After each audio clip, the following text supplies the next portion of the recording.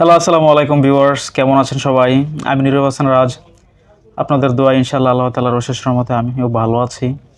তো ভিউয়ার্স, আজকে নতুন আরেকটি নাটকের রিভিউ নয়, আসলে নাটকটির আপডেট নিয়ে এসেছি। তো আপনারা হয়তো অনেকেই জানেন, ঈগল প্রিমিয়ার স্টেশনে সম্প্রতি রিলিজ হওয়া নাটকটি কিন্তু শেষ হয়ে গিয়েছে। তো নাটকটি হচ্ছে প্রতিশোধের সংসার। তো এই নাটকটি কিন্তু 4টি পর্বের মাধ্যমে নাটকটি তারা শেষ করেছে।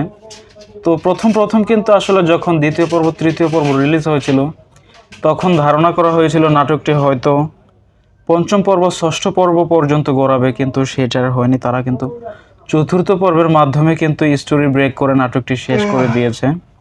তবু স্টোরি যতটা মিলেছে, আসলে তারা যথাসম্ভব চেষ্টা করেছে নাটকটি খুব ভালোভাবে উপস্থাপন করার জন্য। তো ঠিক তেমনই হয়েছে, তারা যেমন চাইছে তেমনই হয়েছে, কিন্তু দর্শকদের প্রত্যাশা ছিল নাটকটি যাতে আরও বড় হয়।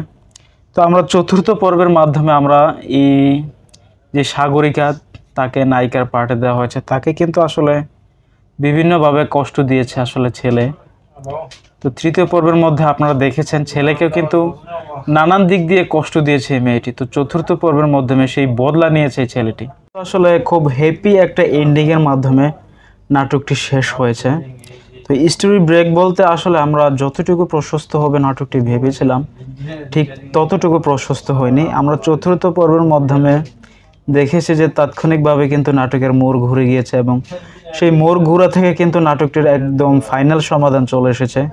দুই ফ্যামিলি কিন্তু আসলে মিলে গিয়েছে। তার মিলার একটাই কারণ, তার স্ত্রী কিন্তু গর্ভবতী, সাগরিকা কিন্তু গর্ভবতী মা হতে চলেছে।